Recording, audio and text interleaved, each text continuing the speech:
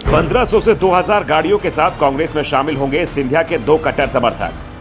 ग्वालियर चंबल के बाद अब मालवा में लगेगा सिंधिया को जोरदार झटका। सिंधिया समर्थक लगातार छोड़ रहे हैं बीजेपी। 1 दर्जन से ज्यादा नेता कर चुके हैं घर वापसी।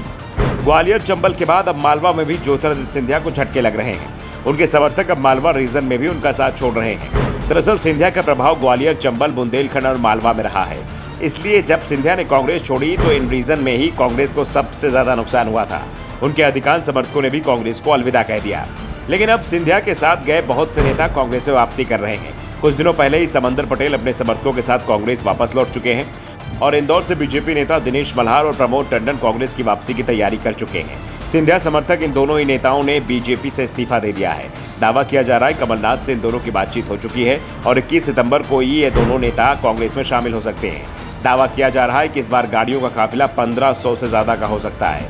प्रमोद टंडन पहले कांग्रेस में थे और ज्योतिरादित्य सिंधिया के साथ बीजेपी में शामिल हो गए थे। वहीं उन्होंने पीसी करते हुए कांग्रेस में वापस जाने के प्रयासों को भी पुख्ता कर दिया। इसी के साथ राऊ विधानसभा में बीजेपी के सामने मुश्किल खड़ी हो गई है। जानकारी के लिए बता दें कि 8 जून 2020 को प्रमोद टंडन कांग्रेस छोड़कर बीजेपी में आ गए थे। शिवराज सिंह चौहान ने प्रमोद टंडन का स्वागत भी किया था। दोनों ही नेताओं के इस्तीफे पर इंदौर शहर बीजेपी अध्यक्ष का कहना है कि वो जानने की कोशिश कर रहे हैं कि नेताओं ने इस्तीफा क्यों दिया। इस्तीफा देने के बाद प्रमोद टंडन ने कहा कि पार्टी छोड़ने की कोई न कोई वजह तो जरूर होगी, ऐसे ही कोई बेवफा नहीं होता। वैसे कुछ दिनों पहले तक ये दोनों ही नेता बीजेपी के समर्थन में बयानबाजी कर रहे थे। इंदौर से जब जन आशीर्वाद यात्रा निकली तो उसमें भी सक्रिय दिखाई दिए। अब जन आशीर्वाद यात्रा जब इंदौर से निकल चुकी है तो दोनों ही नेताओं ने इस्तीफा दे दिया है और दोनों के कांग्रेस में जाने की बात भी पक्की हो चुकी है, जिसके बाद अब एक बार फिर सिंधिया के लिए मुश्किलें बढ़ सकती हैं, क्योंकि सिंधिया समर्थक जिस तेजी से कांग्रेस में वापसी कर रहे हैं उससे बीजेपी में सिंधिया की ताकत भी कमजोर पड़ती जा रही है और इसका असर टिकट वितरण में भी दिखाई दे सकता है। संकेत मिल रहे हैं कि बीजेपी सिंधिया समर्थक कई विधायकों के भी टिकट काट सकती है, तो उनके कई समर्थकों को भी किनारे लगाया जा सकता है। इसकी शुरुआत भी हो चुकी है। सबसे पहले गोहद से पूर्व विधायक रणवीर जाटव, जो 2020 में विधानसभा सदस्यता से इस्तीफा देकर बीजेपी में सिंधिया के साथ शामिल हुए थे, इस बार बीजेपी ने उन्हें टिकट नहीं दिया है। उल्टा 2018 में रणवीर ने बीजेपी के जिस उम्मीदवार को बुरी तरह से हराया था उसी पर बीजेपी ने दाव खेला है।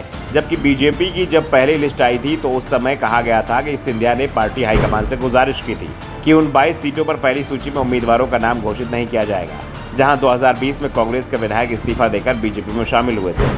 लेकिन हाईकमान ने सिंधिया की बात को नहीं सुना और गोहद सीट से उम्मीदवार के नाम का ऐलान कर दिया और अब दावा किया जा रहा है कि आधा दर्जन विधायक और पूर्व विधायक जो सिंधिया के साथ बीजेपी में आए थे, बीजेपी इस बार उन्हें टिकट नहीं देगी। सिंधिया को जिस तरीके से बीजेपी में किनारे लगाया जा रहा है उसके बाद से ही उनके समर्थकों में नाराजगी दिखाई दे रही है और इसी के चलते कांग्रेस के जो नेता सिंधिया के साथ बीजेपी में आए थे वो अब वापस कांग्रेस में लौट रहे हैं। अब 1 दर्जन करीब सिंधिया समर्थक कांग्रेस में वापस लौट चुके हैं और जल्द ही कुछ और बीजेपी के दिग्गज नेता कांग्रेस में शामिल हो सकते हैं। Bureau report, the Navdarpan news.